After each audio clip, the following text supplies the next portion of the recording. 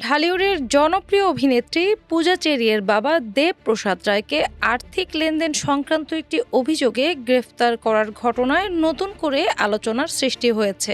ঘটনার পর থেকেই সামাজিক যোগাযোগ মাধ্যম সহ বিভিন্ন প্ল্যাটফর্মে বিষয়টি নিয়ে নানা ধরনের গুঞ্জন, বিভ্রান্তি ও আলোচনা ছড়িয়ে পড়ে। পরিস্থিতি পরিষ্কার করতে অবশেষে আনুষ্ঠানিকভাবে নিজের অবস্থান জানিয়েছে এই অভিনেত্রী। রোববার এক লিখিত ও আনুষ্ঠানিক বার্তায় পূজা চেরি জানান, তার বাবার বিরুদ্ধে ওঠা অভিযোগ বা আর্থিক লেনদেনের বিষয়টির সঙ্গে তার কোনো ব্যক্তিগত সম্পর্ক নেই।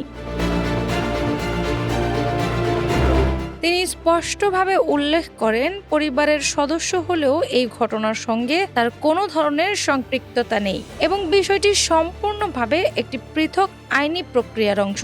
নিজের দীর্ঘ কর্মজীবনের কথা তুলে ধরে পূজা চেরি বলেন, গত প্রায় এক যুগ ধরে তিনি চলচ্চিত্র ও মিডিয়া অঙ্গনে নিয়মিত কাজ করছেন। এ সময় কঠোর পরিশ্রমের মাধ্যমে তিনি নিজের ক্যারিয়ার গড়ে তুলেছেন এবং সম্পূর্ণভাবে নিজের আয়ের ওপর নির্ভর করেই জীবনযাপন করছেন।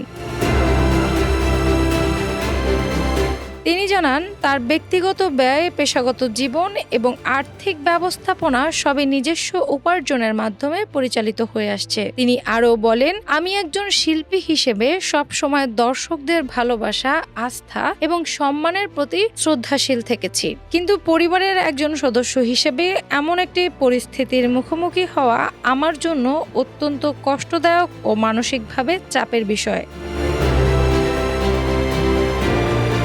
একই সঙ্গে তিনি পরিষ্কার করেন, তার নামে সামাজিক যোগাযোগ মাধ্যমে যেসব গুজব বা বিভ্রান্তিকর তথ্য ছড়ানো হচ্ছে তার কোনো ভিত্তি নেই। বিশেষ করে কোনো প্রযোজনা প্রতিষ্ঠান বা ব্যবসায়িক প্রতিষ্ঠানের মালিকানা বা আর্থিক লেনদেনের সঙ্গে তার সম্পৃক্ততার যে দাবি করা হচ্ছে তা সম্পূর্ণ অসত্য বলে তিনি উল্লেখ করেন।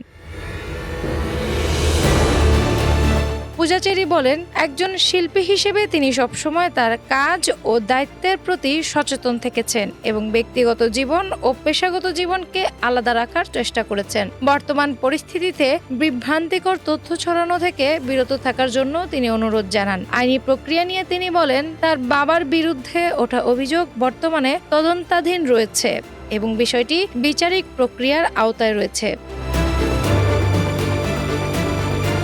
তিনি আশা প্রকাশ করেন, আইন তার নিজস্ব গতিতে চলবে এবং তদন্তের মাধ্যমে প্রকৃত সত্য প্রকাশ পাবে। তার ভাষায়, এটি আদালতের বিষয় এবং চূড়ান্ত সিদ্ধান্ত সেখান থেকে আসবে। এদিকে সংশ্লিষ্ট সূত্র জানা গেছে, আর্থিক লেনদেন সংক্রান্ত অভিযোগের ভিত্তিতে দেব প্রসাদ রায়কে গ্রেফতার করা হয়েছে এবং বিষয়টি বর্তমানে আইন শৃঙ্খলা বাহিনীর তদন্তাধীন রয়েছে।